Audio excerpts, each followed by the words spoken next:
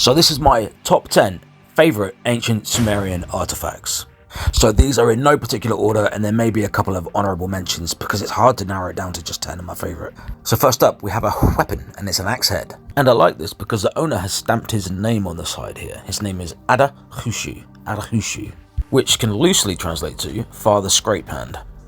Next up, I've picked a Gudea statue, and this one in particular because it's caused a little bit of controversy, in that it has no guaranteed provenance, and that some have suggested, and I stress some, suggest that it came from illicit excavations in 1924 near Girsu, or that it could even be a fake due to the fact that it doesn't really conform to other Gudea statues of the period. However, Sumerian scholars of the language, have insisted that the inscription is genuine, and from my experience of Sumerian, I can agree with that also. This is the inscription, and this is what it says. Pause to read if you want to read it. Number 3, I've gone for a simple foundation peg and tablet combo, just for the sheer beauty of it. But it dates to the king Ur-Nammu. It tells us who he is, in that he was the king of Sumer, and it's dedicated to the goddess Inanna. And so moving on, number 4. This is a 4,000-year-old hoe. And I picked this for a bit of diversity, and it's in great condition.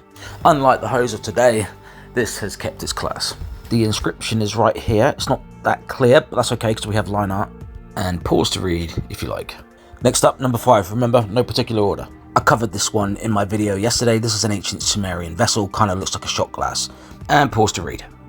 6.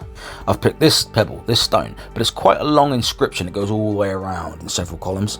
And I picked this just because I love the look of it. I can't find the official translation for this, but I'm certain it's from Enanatum, because right here it says beloved brother of Eanatum, who was his brother, so I'm fairly confident that's who wrote it. So that means it dates to 2500 BC. I can also read down this column. It says chosen by the heart of Nanshe, the chief prince or the chief ruler of Ningirsu, and that marries up with this inscription here, so this could be the translation.